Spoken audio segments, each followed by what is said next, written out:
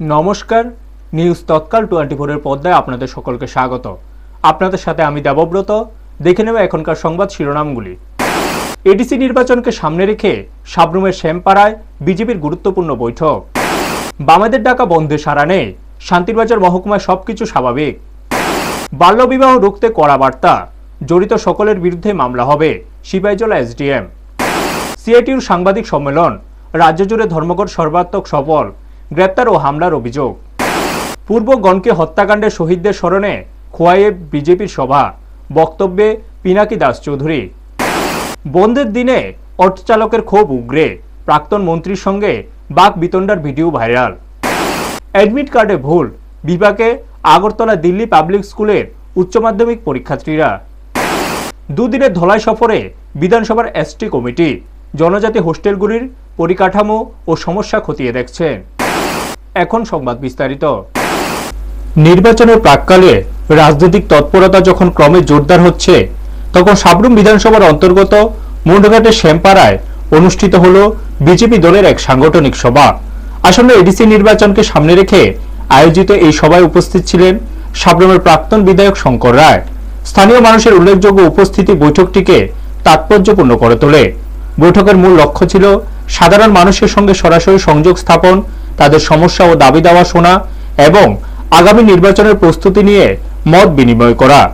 বক্তব্য রাখতে গিয়ে শঙ্কর রায় বলেন, দীর্ঘদিন সিপিআইএম ক্ষমতায় থাকলেও জনজাতি সমাজ তাদের প্রাপ্য সম্মান ও মর্যাদা পায়নি। তার দাবি, বর্তমান সরকার ক্ষমতায় আসার পর উপজাতিদের জনজাতি হিসেবে স্বীকৃতি ও মর্যাদা দিয়েছে এবং তাদের সার্বিক উন্নয়নের লক্ষ্যে একাধিক পদক্ষেপ গ্রহণ করেছে। তিনি আরো উল্লেখ করেন, সরকার জনজাতি সম্প্রদায়ের সাংবিধানিক অধিকার সুরক্ষা, শিক্ষা ও স্বাস্থ্য পরিষেবার উন্নয়ন এবং অবকাঠামো সম্প্রসারণে বিশেষ গুরুত্ব দিচ্ছে। আসন্ন এডিসি নির্বাচনকে সামনে রেখে সংগঠনকে আরো সুসংহত করার পাশাপাশি জনসমর্থন বৃদ্ধি করার আহ্বান জানান তিনি। বৈঠকে উপস্থিত সাধারণ মানুষও এলাকার বিভিন্ন সমস্যা তুলে ধরেন এবং সমাধানের দাবি জানান। পুরো কর্মসূচিটি ছিল আলোচনা ও মত বিনিময় ভিত্তিক, যেখানে রাজনৈতিক বার্তার পাশাপাশি উন্নয়নমূলক প্রতিশ্রুতিও বিশেষ গুরুত্ব পেয়েছে। ব্যুরো রিপোর্ট, নিউজ তৎকাল 24। নতুন করে আরো 2 লাখ স্যাংশন দিছে। তোমরা জিও ট্যাগিং হয়েছে নি কর্পোরেশন যে কইছ, যারা যারা জিও ট্যাগিং হয়েছে তারা প্রত্যেকে দেখে সামনে। তারপরও সরকার কইছে 2 লাখ দিয়ে শেষ না, কইছে এই রাজ্যে যতদিন প্রত্যেকটা বাড়ি দালান ঘর হইতে না, প্রধানমন্ত্রী গ্রামীণ আবাস যোজনায় ঘর দেওয়ার কাজ চলতেছে। রাজনৈতিক অঙ্গনে ডাকা ধর্মঘটের আবহ থাকলেও শান্তিরবাজার বিধানসভা এলাকায় তার তেমন কোনো ছাপ পড়েনি।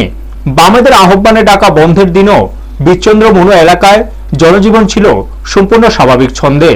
আমাদের শান্তিরবাজার প্রতিনিধি জানাচ্ছেন, অন্যান্য দিনের মতোই দোকানপাট খোলা ছিল এবং যানবাহন চলাচলও স্বাভাবিক ছিল। বাজার, ব্যবসা বাণিজ্য ও দৈনন্দিন কর্মব্যস্ততায় কোনো অস্বাভাবিকতা চোখে পড়েনি। ব্যবসায়ী থেকে সাধারণ মানুষ বন্ধ ঘিরে উল্লেখযোগ্য সাড়া বা প্রভাব লক্ষ্য করা যায়নি। একসময় বিচন্দ্রমনু এলাকাকে বামেদের লাল দুর্গ হিসেবে পরিচিত করা হতো, তবে বর্তমান পরিস্থিতি ভিন্ন বলে মনে করছে স্থানীয়রা। তাদের বক্তব্য, বাম নেতাকর্মীরা ধীরে ধীরে জনবিচ্ছিন্ন হয়ে পড়েছেন, ফলে বন্ধ ডেকেও পিকেটিং বা উল্লেখযোগ্য জনসমর্থন সংগঠিত করার মতো সাংগঠনিক শক্তি এখন আর আগের মতো নেই। এদিকে বহু সাধারণ মানুষ বন্ধকে সর্বনাশে আখ্যা দিয়েছেন। তাদের মতে, এই ধরনের কর্মসূচিতে সবচেয়ে বেশি ক্ষতিগ্রস্ত হন দিনমজুর, ক্ষুদ্র ব্যবসায়ী ও শ্রমজীবী মানুষ। তাই জীবিকা নির্বাহের স্বার্থে অধিকাংশ ব্যবসায়ী ও যান চালক এদিন স্বাভাবিক কাজকর্ম চালিয়ে যান। সব মিলিয়ে শান্তিরবাজার বিধানসভা এলাকায় বামেদের ডাকা বন্ধ কার্যত প্রভাবহীন বলে প্রতীয়মান হয়েছে। ব্যুরো রিপোর্ট, নিউজ তৎকাল 24। ডাক্তার যাইতে লাগে বা বিশেষ কাজে ওখানেও যাইতে লাগে, গাড়ি ঘোড়া ছাড়া কেমনে যাবো, এটাই আর কি আমার। এটা কোন জায়গা? এটা তো আমরা বিচন্দ্রমনু। এটা এখানে বন্ধের প্রভাব দেখছেন আপনি? না, তেমন তো ছাড়া দিচ্ছে না। দোকানপাট খোলা আছে? মোটামুটি দোকান তো খোলা আছে দেখছি। আপনারা তো গাড়ি চালান, সকাল থেকে চালাচ্ছে কি গাড়ি আসছে? আমি সকালে ওই শান্তিবাজারে ডাক্তারের জং লাগছে, এই লেগে আমি সকালেই বার হয়েছি। তবে এখানে আমার কোনো কিছু তো কারো কিছু কইছে না। এখন কি বলবো, হ্যাঁ তো মধ্যস্তরের লোক, হ্যাঁ পাবলিক গুলা বাচ্চা গুলা নষ্ট করতেছে, বিভিন্ন রকম শ্রেণীমূলক কাজে, যে কোনো কাজে যদি ব্যর্থতা করতেছে, বাধা দিতেছে, এই আর কি তারা সিপিএম। কি করবো আমরা তো চাই দেশের উন্নতি হোক, কাজ করা চাই, সবাই শ্রেণীর মধ্যে আমরা চাই। বিজেপি সরকার কাজ করেনি করলে তখন তো মোটামুটি ভালো কাজ করে। শিশুদের সুরক্ষায় এবার কঠোর প্রশাসন। বাল্যবিবাহ রুখতে কোনোভাবে ছাড় দেওয়া হবে না বলে স্পষ্ট জানিয়ে দিলেন সিপাহীজলা জেলার অতিরিক্ত জেলা শাসক তথা এসডিএম সুভাষ দত্ত। বৃহস্পতিবার জেলা শাসকের কার্যালয়ে বাল্যবিবাহ ও শিশু সুরক্ষা নিয়ে আয়োজিত এক কর্মশালায় তিনি বলেন, বাল্যবিবাহে যারা যারা যুক্ত থাকবেন, মা বাবা, আত্মীয়, পুরোহিত বা অন্য কেউ, সবার বিরুদ্ধে আইনি ব্যবস্থা নেওয়া হবে, কাউকে ছাড়া হবে না, জোর দিয়ে বলেন তিনি। তিনি জানান, গত বছর জেলায় 319 জন কন্যা শিশুকে বাল্যবিবাহের হাত থেকে উদ্ধার করা হয়েছে এবং গত 2 বছরে 13টি মামলা হয়েছে। পরিস্থিতি মোকাবিলায় প্রশাসন, বিদ্যালয়, সমাজকর্মী ও গণমাধ্যমকে একসঙ্গে কাজ করার আহ্বান জানান তিনি। কর্মশালায় শিশু সুরক্ষা ও সচেতনতা বৃদ্ধির বিভিন্ন দিক নিয়ে আলোচনা হয়। উপস্থিত বিশিষ্ট জনেরা বাল্যবিবাহ মুক্ত সমাজ গঠনে সম্মিলিত উদ্যোগের উপর গুরুত্ব আরোপ করেন। ব্যুরো রিপোর্ট, নিউজ তৎকাল 24। যে ছেলে বিয়ে করছে ওই ছেলের এগেইনস্টে আমরা এফআইআর করছি আমরা পক্সো অ্যাক্টে। তো এটা যদি রিপোর্টিং হয় মিডিয়াতে, তাহলে বেশি বেশি গার্জিয়ানরা অ্যালার্ট হতে পারবে, আমার তো শাস্তি হতে পারে, আমার তো বিশাল যে কোনো মতে আটকাবো আমরা। এর মধ্যে আমরা একটা প্রোগ্রাম করেছি আমরা, রিলিজিয়াস লিডার যারা বিয়ে, ব্রাহ্মণরা যারা বিয়ে করান বা চার্চে যারা বিয়ে দেন বা মৌলবী যারা, কাজী যারা বিয়ে করান, তাদেরকে নিয়ে আমরা ডিস্ট্রিক্ট লেভেল একটা ওয়ার্কশপ করেছি। এই বার্তা দেওয়ার চেষ্টা করেছি যে যদি আপনারা এমন ধরনের বিয়েতে ইনভলভ হন তাহলে কিন্তু আমরা অ্যাকশন নেব। ঠিক আছে, এটা বার্তা, স্পষ্ট বার্তা, কাউকেই ছাড়া হবে না যারা চাইল্ড ম্যারেজের ইয়েতে করে। চাইল্ড ম্যারেজ অ্যাক্টে আমরা প্রভিশনস আছে, আমাদের আইটিসি মানে যেটা ভারতীয় ন্যায় সংহিতা, বিএনএস, এসএসএস, সবগুলি আইনের মধ্যে প্রভিশনস আছে, সবগুলি আমরা চেষ্টা করছি ইয়ে করার। তো যখন এটা রিপোর্ট হয়, এটা যদি মিডিয়াতে একটু ফলো করে রিপোর্ট করা হয় যে এটার ভয়ানক পরিণতি হতে পারে, তাহলে এইটা কিন্তু একটা ভালো বার্তা যাবে। তাহলে আমরা সিপাহীজলা ডিস্ট্রিক্টকে একদম চাইল্ড ম্যারেজ ফ্রি মুখ করতে পারবো। কয়েকদিন আগে সিএম স্যারের হাত দিয়ে আপনারা দেখলেন, যারা কিছু ভিলেজ এরা নিজেরাই উদ্যোগ নিয়ে তারা, আমরা 8টা ভিলেজ তারা 1 বছর আটকে গেছে, একটা ম্যারেজও হতে দেয়নি। তো একমাত্র কমিউনিটি যদি এগিয়ে আসে। ধর্মঘট ঘিরে রাজ্য জুড়ে রাজনৈতিক উত্তাপের মধ্যে সিআইটিইউ রাজ্য কার্যালয়ে সাংবাদিক সম্মেলন করেন সংগঠনের রাজ্য সাধারণ সম্পাদক শঙ্কর প্রসাদ দত্ত ও সভাপতি মানিক দে। শঙ্কর প্রসাদ দত্ত দাবি করেন, সাধারণ ধর্মঘট সর্বাত্মক সাফল্য পেয়েছে। তার মতে 75 থেকে 80% যানবাহন রাস্তায় নামেনি। ব্যাংকিং ক্ষেত্রেও প্রভাব পড়েছে এবং অধিকাংশ দোকানপাট বন্ধ ছিল। গ্রামীণ বাজারে প্রায় সম্পূর্ণ বন্ধের সাড়া মিলেছে বলেও তিনি জানান। 3টি জায়গায় প্রতিটি রেল বন্ধ কর্মসূচি পালিত হয়। তিনি অভিযোগ করেন, কিছু এলাকায় জোরপূর্বক দোকান খোলানো হয়েছে এবং পিকেটিং চলাকালীন কয়েকজন বিধায়ক, প্রাক্তন বিধায়ক সহ নেতা কর্মীকে গ্রেপ্তার করা হয়েছে। ডিওয়াইএফআই নেতা বাবুল দেবনাথের উপর হামলার অভিযোগও তোলেন তিনি। সভাপতি মানিক দে বলেন, কর্মসংস্থান ও অধিকার রক্ষার দাবিতে এই ধর্মঘট ডাকা হয়েছিল এবং গ্রাম থেকে শহর পর্যন্ত নৈতিক সমর্থনও মিলেছে। ভবিষ্যতে আরো বড় আন্দোলনের ইঙ্গিতও দেন তিনি। ব্যুরো রিপোর্ট, নিউজ তৎকাল 24। আমাদের ত্রিপুরা রাজ্যে এই ধর্মঘটের প্রভাব কিরকম পড়েছে সে সম্পর্কে আপনাদের অবহিত করবার জন্য আমরা আপনাদেরকে আহ্বান জানিয়েছি। আমরা ত্রিপুরায় সকাল থেকেই লক্ষ্য করছি এবং আমাদের কাছে সারা রাজ্যের যে খবর এসে পৌঁছে তাতে দেখা যাচ্ছে যে এই ধর্মঘট সারা ত্রিপুরা রাজ্যের জনগণ ব্যাপকভাবে ধর্মঘটে সাড়া দিয়েছেন। প্রায় ধর্মঘট সর্বাত্মক হরতালে রূপান্তরিত হয়েছে। গোটা রাজ্য সকাল থেকে স্তব্ধ ছিল। আমরা দেখেছি আমাদের রাজ্যের যে প্রধান পরিবহন রোড ট্রান্সপোর্ট, এই রোড ট্রান্সপোর্টে সকাল থেকে 75 থেকে 80%, বড় বাস এবং ট্রাক এগুলো 90 থেকে 95% প্রায়, আর ছোট গাড়ি কিছু রাস্তায় দু চারটে বেরিয়েছে, তার জন্য আমরা বলছি যে 75 থেকে 80% রাস্তায় বের হয়নি। রক্তাক্ত একদিনের স্মৃতি আজও দগদগে ক্ষতের মতো বহন করে চলেছে খোয়াই মহকুমার পূর্ব গনকি ভূমিহীন কলোনি। 1998 সালের 12 ফেব্রুয়ারি সন্ত্রাসবাদীদের বর্বরোচিত হামলায় 4 পরিবারের 7 জন সদস্য নৃশংসভাবে প্রাণ হারান।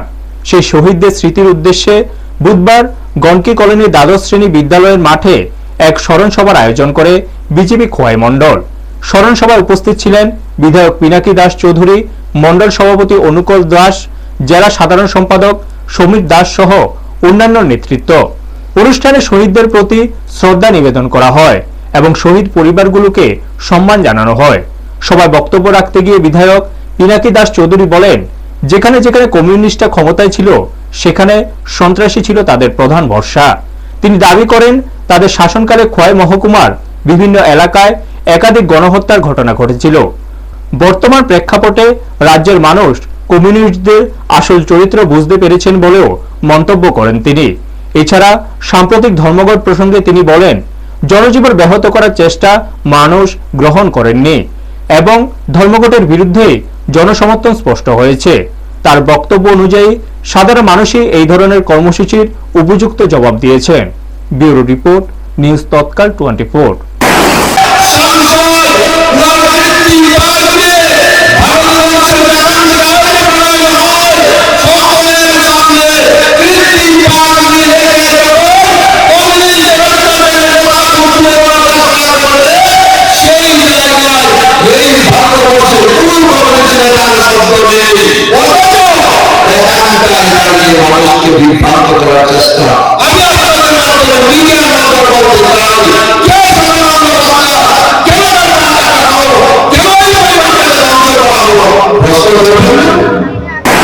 ধর্মঘটের দিনে রাজপথে যেমন রাজনৈতিক অবস্থান স্পষ্ট হয়, তেমনি ভেসে ওঠে সাধারণ মানুষের দুঃখ দুর্দশার কথাও। 12 ঘন্টার বন্ধ ঘিরে এমনই একটি ঘটনার ভিডিও সামাজিক মাধ্যমে ভাইরাল হয়েছে, যেখানে এক অটো চালকের বক্তব্য নিয়ে ব্যাপক আলোচনা শুরু হয়েছে। ঘটনায় দেখা যায়, পিকেটিং চলাকালীন এক প্রাক্তন সিপিআইএম মন্ত্রী রাস্তার মাঝে এক অটো চালককে থামিয়ে ফিরে যেতে বলেন। সে সময় অটো চালক ক্ষোভের সুরে বলেন, চাল দেওয়ার সামর্থ্য নাই, আবার বন্ধ করব, 2 কেজি করে চাল দিয়ে দেন, চলে যাব। এই মন্তব্য এই মুহূর্তে সামাজিক মাধ্যমে ছড়িয়ে পড়ে। ভিডিওতে আরো দেখা যায়, প্রাক্তন মন্ত্রী অটো চালকের দিকে তেড়ে গিয়ে তাকে ধমক দিয়ে সেখান থেকে ফিরিয়ে দেন। ঘটনাটি পুলিশের সামনে ঘটেছে বলে দাবি করা হয়েছে। এই ঘটনাকে ঘিরে জনমনে নানা প্রশ্ন উঠেছে। দিন আনা দিন খাওয়া মানুষের জীবিকায় বন্ধ কতটা প্রভাব ফেলে এবং সাধারণ মানুষের ক্ষোভ কতটা গভীর, এই ভিডিও সেই বাস্তবতাকে সামনে এনেছে বলে মত অনেকের। বন্ধের প্রেক্ষাপটে এই ঘটনায় কি জনমানুষের একাংশের প্রতিক্রিয়া, তা নিয়েও চলছে আলোচনা। ব্যুরো রিপোর্ট, নিউজ তৎকাল 24।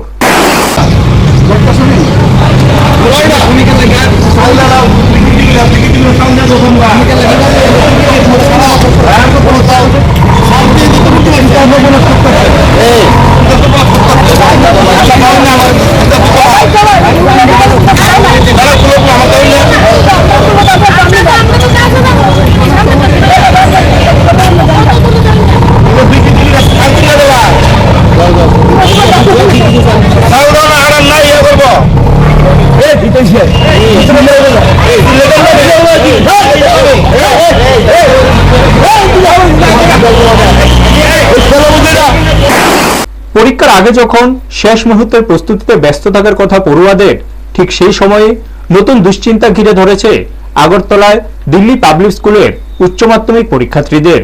অ্যাডমিট কার্ডে একাধিক ভুল থাকার অভিযোগে বিপাকে পড়েছেন ছাত্রছাত্রী ও তাদের অভিভাবকরা। অভিযোগ, বিতরণ করা অ্যাডমিট কার্ডের নাম, বিষয় বা অন্যান্য প্রয়োজনীয় তথ্য সংক্রান্ত অসঙ্গতি ধরা পড়েছে। বিষয়টি সামনে আসতে উদ্বেগ বাড়ে পরীক্ষার্থীদের মধ্যে। অভিভাবকদের দাবি, এই ভুলগুলি সংশোধন না করে কোনোভাবেই পরীক্ষায় বসানো উচিত নয়। প্রথমে ত্রুটি সংশোধন করে সঠিক অ্যাডমিট কার্ড প্রদান করার দাবি জানানো হয়েছে। এদিকে বিষয়টি নিয়ে স্কুল কর্তৃপক্ষের পক্ষ থেকে এখনো পর্যন্ত কোনো স্পষ্ট প্রতিক্রিয়া পাওয়া যায়নি বলে অভিযোগ। ফলে অনিশ্চয়তা ও উৎকণ্ঠার মধ্যে রয়েছেন পরীক্ষার্থীরা। দ্রুত সমস্যার সমাধান না হলে পরিস্থিতি আরো জটিল হতে পারে বলে মনে করছেন অভিভাবক মহল। ব্যুরো রিপোর্ট, নিউজ তৎকাল 24। 12 পরীক্ষা দিতে চলেছে। 12 পরীক্ষা আমাদের 17-18 থেকে শুরু হয়ে গেছে।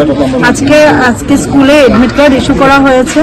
তো এডমিট কার্ডে ইংলিশ যে সাবজেক্টটা, যে ইংলিশের কোর সাবজেক্ট হওয়ার কথা ছিল কোর ইংলিশ, ওটা চেঞ্জ হয়ে ইলেকটিভ ইংলিশ মানে এডমিট কার্ডে লেখা হয়েছে। ওটা একটা বিরাট মিস্টেক। তো এটা নিয়ে আমাদের ইস্যু, কারণ ওরা পড়েনি, ওদের ক্লাসে যা পড়ানো হয়েছে ওইটাই আমরা চাই।